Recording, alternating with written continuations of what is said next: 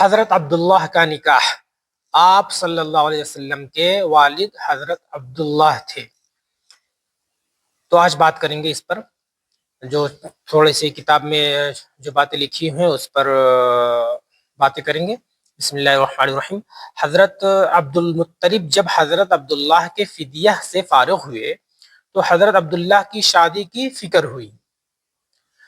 قبیلہ بنی زہرہ جو شرافت اور نسبی میں ممتاز تھا، اس میں وہب بن عبد مناف کی صاحبزادی سے، جن کا نام آمنہ تھا اور اپنے چچا وہیب عبد مناف کی زیر تربیت تھی،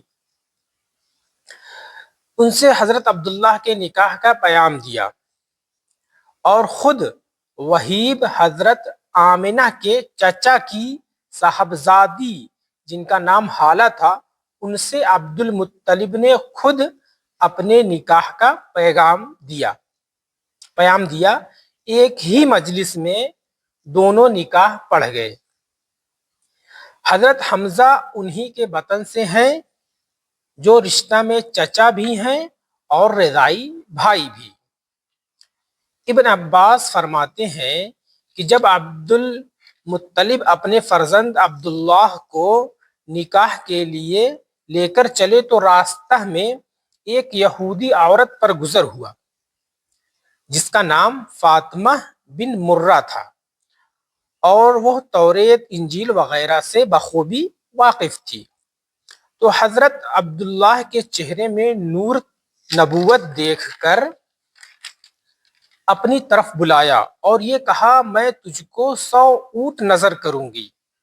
تو حضرت عبداللہ نے یہ شعر کہے، حرام کے کام سے موت آسان ہے، حرام کام سے موت آسان ہے، اور ایسا فعل بالکل حلال نہیں جس کو ظہور میں لا سکوں۔ جس ناجائز امر کی تو طلبگار ہے، وہ مجھ سے کیسے ممکن ہے۔ کریم النفس آدمی تو اپنی آبرو اور اپنی دین کی پوری حمایت اور حفاظت کرتا ہے۔ یہ حضرت عبداللہ نے یہ شعر پڑھے، جس کا یہ ترجمہ تھا۔ حضرت عبداللہ جب حضرت آمنہ سے نکاح کر کے واپس ہوئے تو واپسی میں پھر اسی عورت پر گزر ہوا، تو اس عورت نے دریافت کیا کہ اے عبداللہ تم یہاں سے جانے کے بعد کہاں رہے؟ تو حضرت عبداللہ نے کہا کہ میں اس عرصہ میں وہب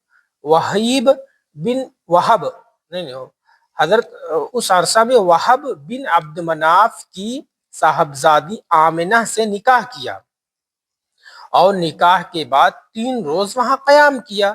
اس یہودی عورت نے یہ سن کر کہا، واللہ میں کوئی بدکار عورت نہ تھی، تمہارے چہرے میں نور نبوت دیکھ کر یہ چاہا کہ یہ نور میری طرف منتقل ہو جائے، لیکن اللہ نے جہاں چاہا وہاں اس نور کو ودیعت رکھا۔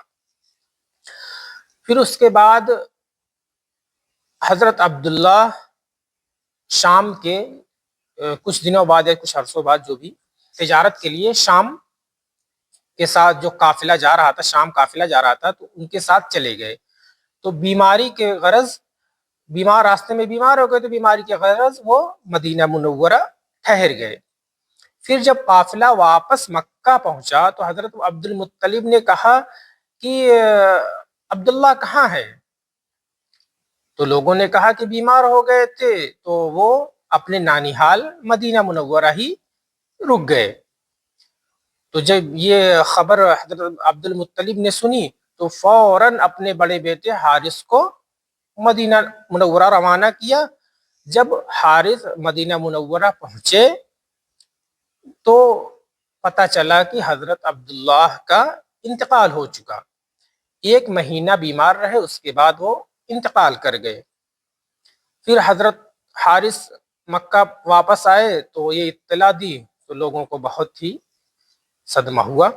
حضرت عبداللہ کے نکاح کے بعد جب یہ سفر میں گئے تو جب ان کا انتقال ہوا تو آپ صلی اللہ علیہ وسلم حضرت آمنہ کے بطن میں ہی تھے۔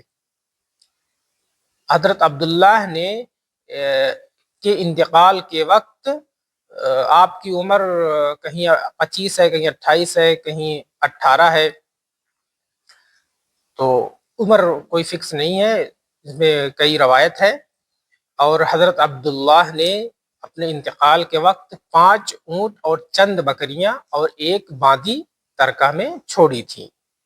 واللہ اعلم۔ السلام علیکم ورحمۃ اللہ وبرکاتہ۔